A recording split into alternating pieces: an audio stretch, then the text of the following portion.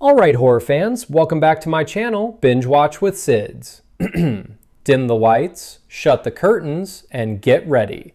Because today we're diving into some of the scariest, darkest, and most unforgettable horror shows that streaming has ever unleashed. This series don't just jump scare you, they stay with you. So subscribe to my channel and let's begin the countdown. We start with Archive 81. We're looking for an artist. Someone who can restore a recently acquired collection of damaged videotapes. Nation. We're going to succeed. A found-footage supernatural thriller that plays like an unraveling conspiracy. A video archivist restores damaged tapes from a missing filmmaker, and with every cassette he watches, he gets pulled deeper into a cult, a haunted apartment building, and something ancient trying to cross over. What is going on in this building? What kind of game are you playing? What makes this show so tense is the slow dread. Clues hiding in background frames, strange audio glitches, and moments when you start wondering if the characters are watching something, or being watched themselves. This is one show I genuinely wish got more seasons. It was unique, creepy, and felt like discovering a horror mystery one tape at a time. Forget speeches and slow build-ups. Black Summer drops you straight into the apocalypse with zero warning.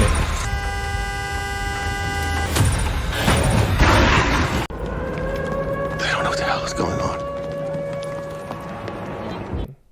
Zombies are fast, brutal, and relentless, and every single scene feels like a fight for the next breath. There's no safety, no guarantees, and characters can die at any moment.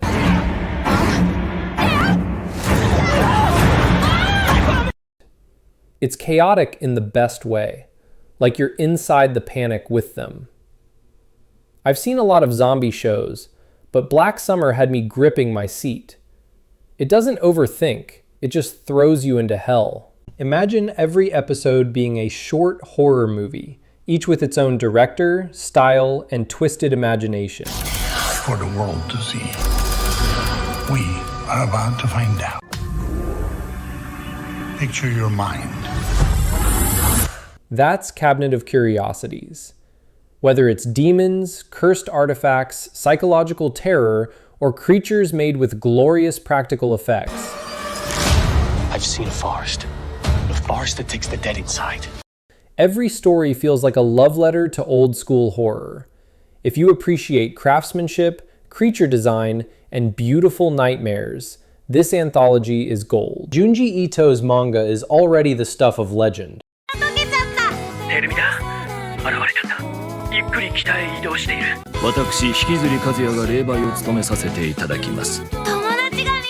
And this anthology brings his nightmares to life. Each episode is a different story, and you never know whether you're about to see psychological horror, unsettling body horror, or pure cosmic madness.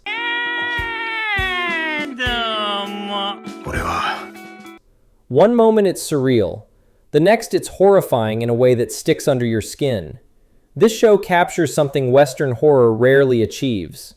The kind of fear where you just sit there thinking, what did I just watch? Marianne is one of the scariest modern horror shows. Full stop. C'est une sorcière. Privée de corps, elle investit ton âme. A famous novelist returns to her hometown only to discover that the witch from her books is real and waiting for her. The visuals are brutal, the acting is phenomenal, and the scares feel raw and violent. Et comment Lizzie se débarrasse de Marianne? Je sais pas. This isn't jump scare cheap horror. This is relentless dread that gets more uncomfortable with each episode. If someone says horror doesn't scare them anymore, I recommend Marianne. It's a wake-up call. Inspired by Edgar Allan Poe, this series follows a powerful, corrupt family whose members start dying in horrifying and poetic ways. It's time. Your Honor, no matter how much evidence stacked against them, they are sure crime families. Each death tied to one of Poe's classic works.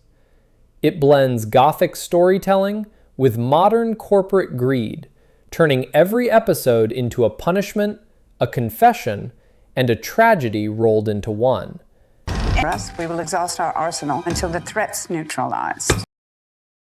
This is horror with purpose, not just to scare, but to show consequences, karma, and the cost of power. Unlike typical haunted house stories, Bly Manor focuses on memory, grief, and love.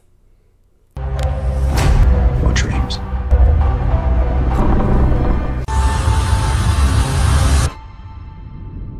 We're dead.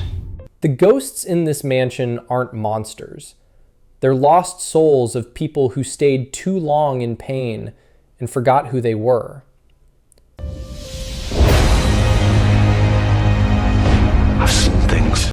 The atmosphere is haunting, but the emotional weight is what hits hardest. By the finale, you understand the tragedy behind the fear. Hill House scared me. Bly Manor broke my heart. Monster pulls inspiration from real serial killers. You're the one who can't look away. Including Ed Gein, whose crimes inspired horror icons like Leatherface and Norman Bates. The terror here isn't supernatural. It's the unsettling fact that all of this actually happened.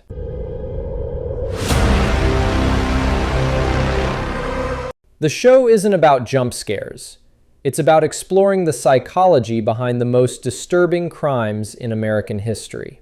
Sometimes real humans are scarier than anything in fiction, and Monster proves it. This is one of those shows that looks like a quiet drama at first. The easier to break. The more that we know, the less we bend. And then slowly becomes something terrifying and unforgettable. A small island begins experiencing miracles after a mysterious priest arrives, but miracles have a cost. The series digs deep into guilt, faith, redemption, and belief. Wasn't it? And when the horror finally hits, it hits hard. This isn't just horror. It's a discussion about belief and how far humans will go to justify anything, even darkness. At the top of the list is The Haunting of Hill House.